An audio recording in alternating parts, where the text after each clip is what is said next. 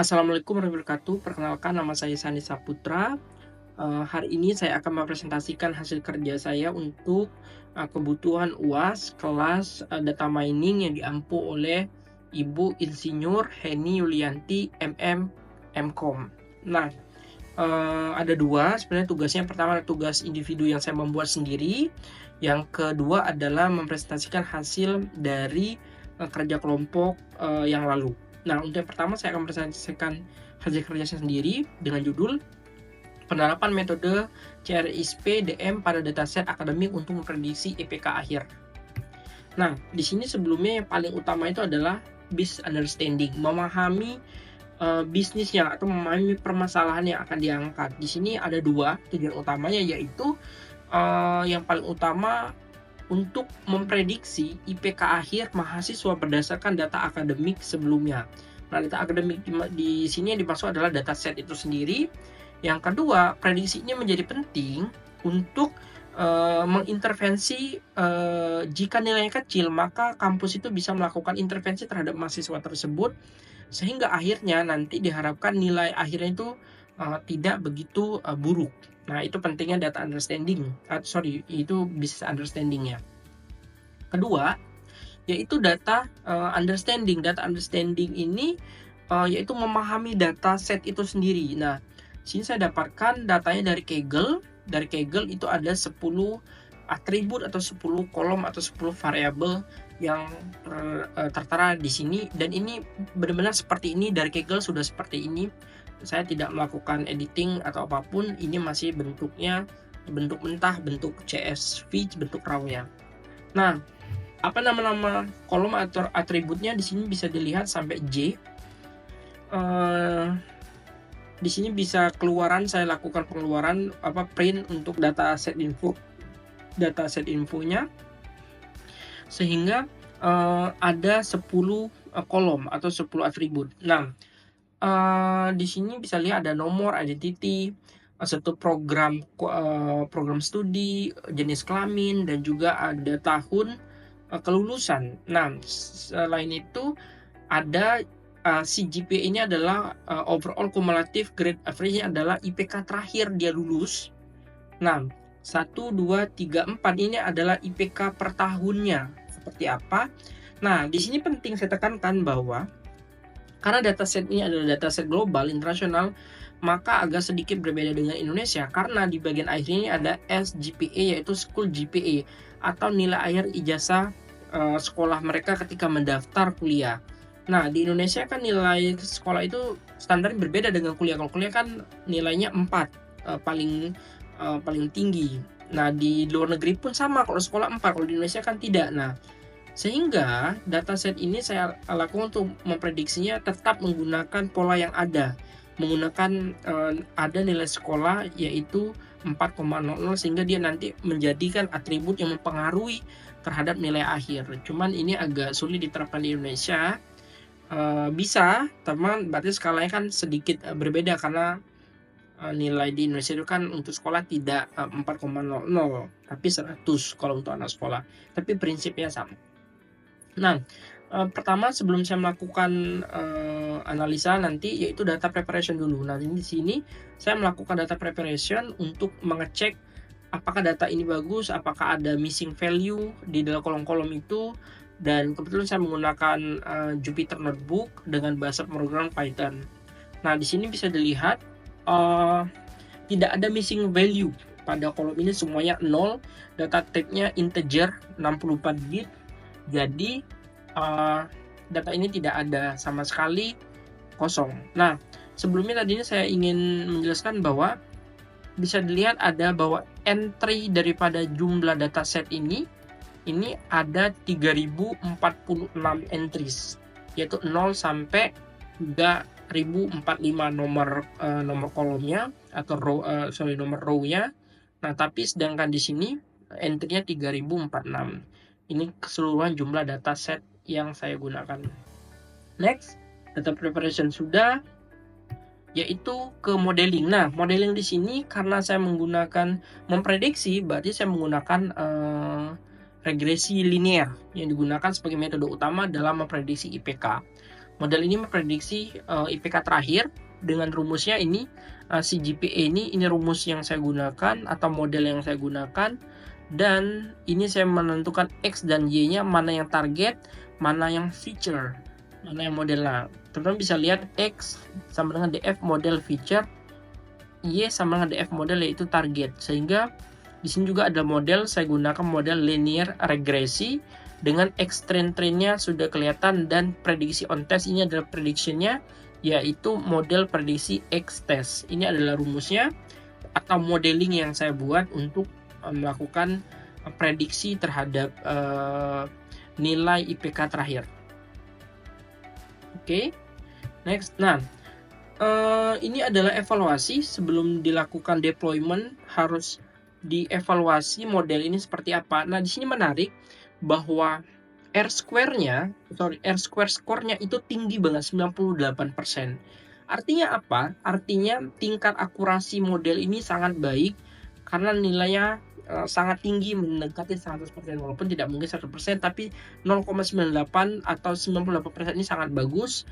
Dengan mean square error itu 0,007, sangat kecil errornya. Nah, model intercept-nya minus 7,705. Nah, di sini yang paling penting adalah kita bisa melihat nilai koefisiennya. Ini penting, nilai koefisiennya.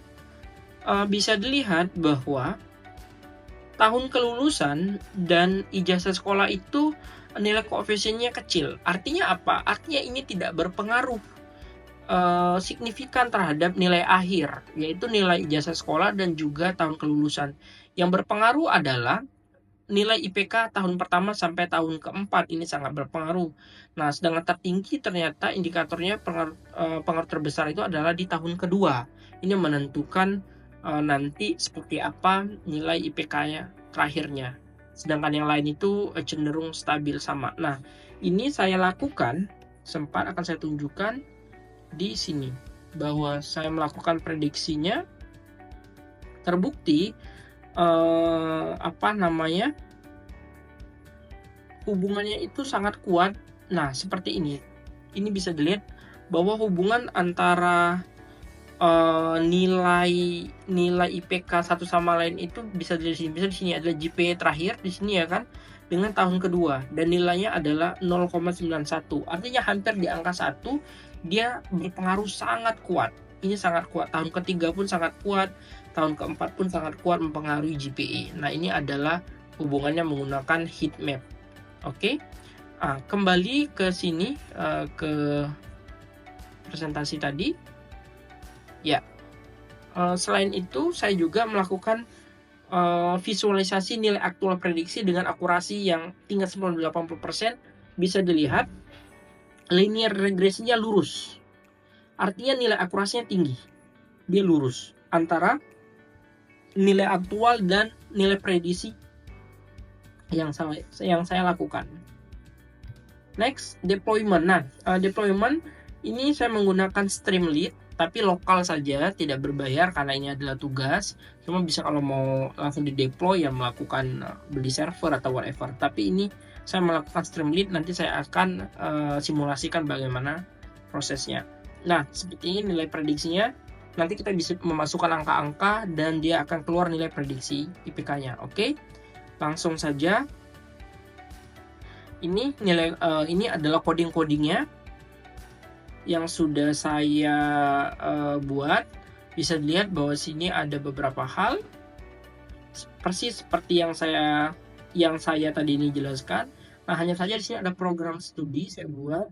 Ini adalah untuk di kolom program studi ada beberapa jurusan. Ya, seperti ini datasetnya. Ini ada cuma mengecek kolomnya. Dan juga data cleaning yang sudah saya jelaskan. Dan nah, ini ada beberapa visualisasi sedikit tambahan. Setelah itu ada pair plotnya. Nah, distribusi GPA sedikit penting bahwa distribusi normalnya ternyata yang paling oke itu sekitar 3,5 sampai 400. Nah, ini kan standarnya 5,00 karena sekali lagi di luar negeri itu standarnya tidak 4,00 seperti Indonesia, tapi 5,00 seperti di Rusia, itu 5,00. Saya dulu kuliah S2-nya juga di Rusia, nilai IPK-nya adalah tertinggi adalah 5,00. Nah, di sini kelihatan bahwa rata-rata distribusi GPA-nya itu ternyata di angka 3,8-an di sini. Dan juga adalah gender dan lain sebagainya. Nah, ini yang saya ingin tampilkan tadi ini, dan kita akan melakukan simulasi. Nah, akan saya jalankan sudah ya, ini adalah deployment-nya menggunakan Streamlit. Kodenya itu ada di sudah saya ini kode daripada aplikasinya untuk deployment, dan ini adalah hasil untuk deployment-nya. Oke, akan saya coba, misal katakanlah saya katakanlah mau membuat sesuatu untuk memasukkan nilai sehingga bisa diketahui gitu kan.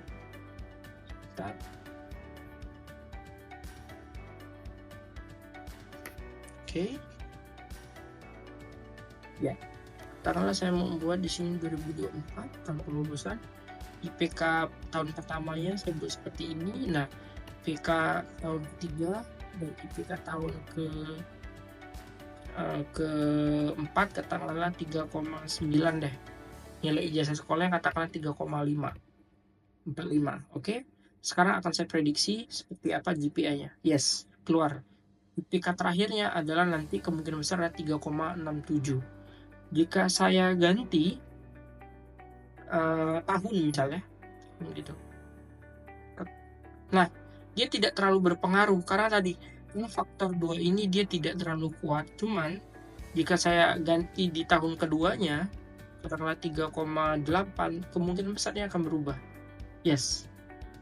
Artinya pengaruh daripada tahun ini sangat signifikan. Nah, inilah regresi linear, data mining atau machine learning yang saya gunakan untuk memahami bagaimana proses dari penerapan regresi linear di dalam nilai akademik untuk memprediksi IPK akhirnya, dan ini berhasil dengan Streamlit. Terima kasih.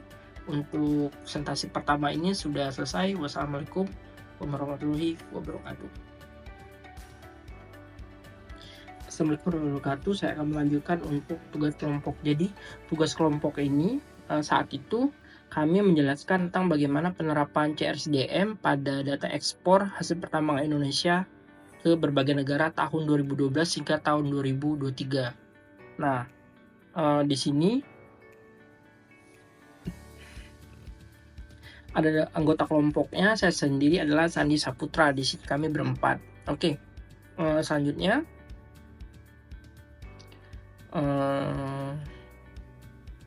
ya, metode CRSDM sebenarnya sudah saya jelaskan tadi ini seperti apa. Intinya adalah merupakan suatu metodologi standar dalam proyek data mining.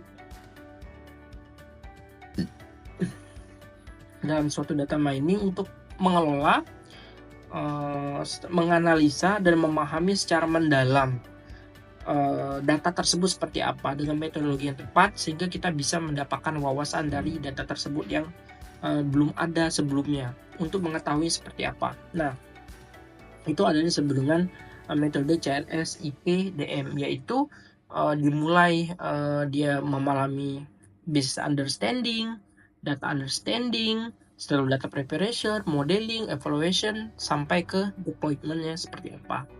Nah, metodologi ini sudah saya jelaskan tadi ini, yaitu business understanding ini seperti apa, data understanding-nya, data preparation, modeling, evaluation, dan development. Oke, langsung saja. Nah, business understanding di sini kan datanya dari statistik BPS, yaitu dengan tujuan utamanya memahami adalah bagaimana mengidentifikasi mitra dagang yang paling strategis berdasarkan data tren ekspor dan menyusun strategi untuk memaksimalkan ekspor, yaitu menggunakan time series dengan forecasting ARIMA. Jadi kelihatan nanti time series seperti apa. Karena untuk 10 tahun kan dia untuk ini forecasting, untuk memforecastingkan 10 tahun itu seperti apa, misal nilai ekspornya seperti apa. Kedua, menemukan kontribusi ekonomis produksi tambang itu, melihat seperti apa produk mana yang paling unggul.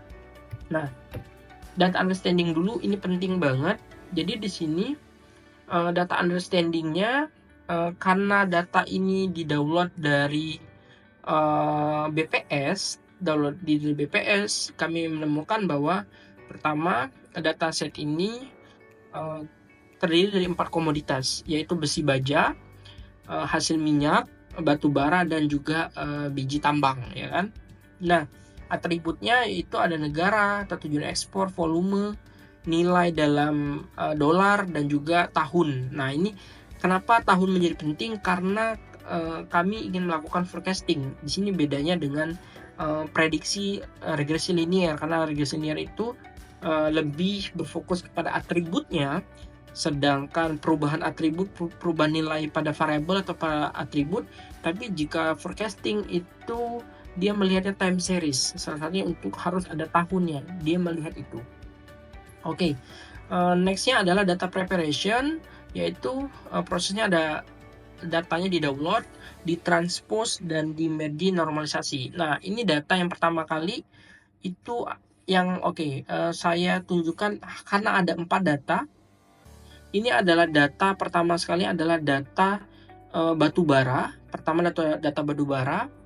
Kedua ini adalah data baja, besi atau baja. Ketiga adalah data minyak, dan keempat adalah data tembaga.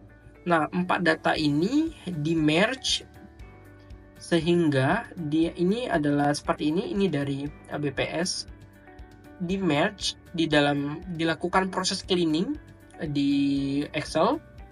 Nah, sehingga data-data 4 tadi ini digabungkan menjadi satu karena variabelnya atau atributnya sama.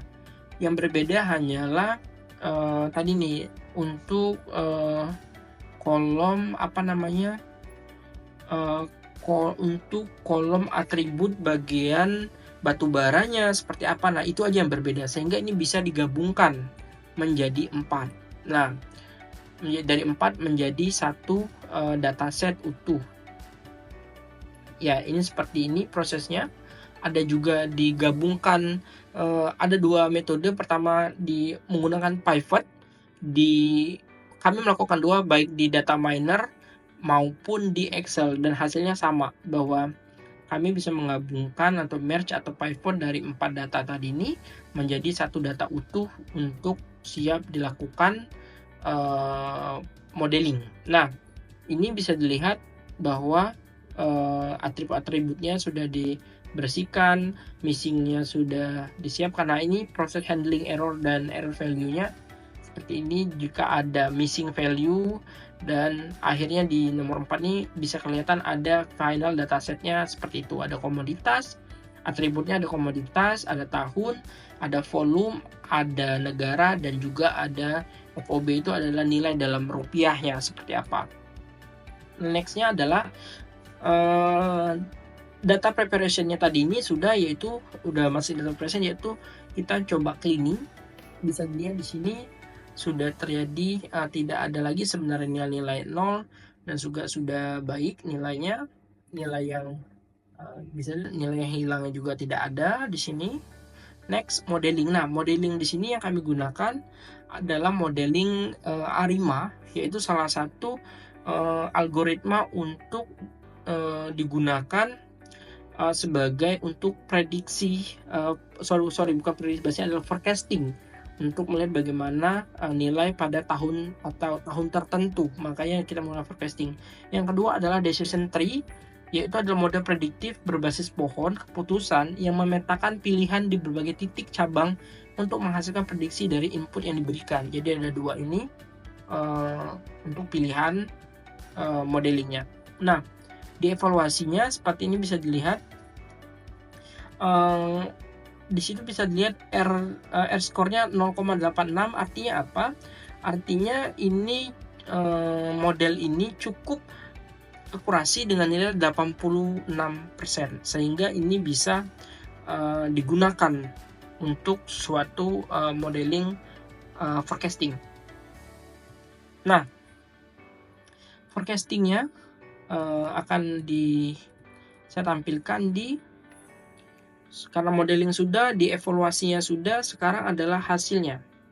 Nah, di sini hasilnya itu bisa dilihat bahwa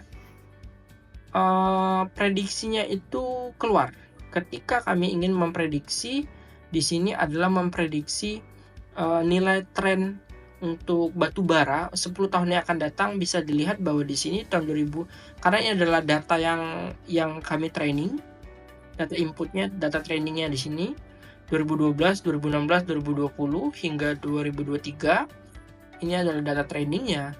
Nah, ketika kami ingin memprediksi 10 tahun yang akan datang hingga tahun 2033, di sini dia keluar datanya. Nah, ini adalah hasil prediksi implementasi daripada algoritma ARIMA untuk forecasting 10 tahun. Ya, ini bisa diganti berdasarkan kebutuhan kami, kebutuhan seperti apa. Ya, itu adalah untuk yang ARIMA-nya, untuk forecasting-nya. Nah, kedua yaitu adalah decision tree. Bisa lihat decision tree-nya di sini bahwa ya, ini dia decision tree sudah tampilkan.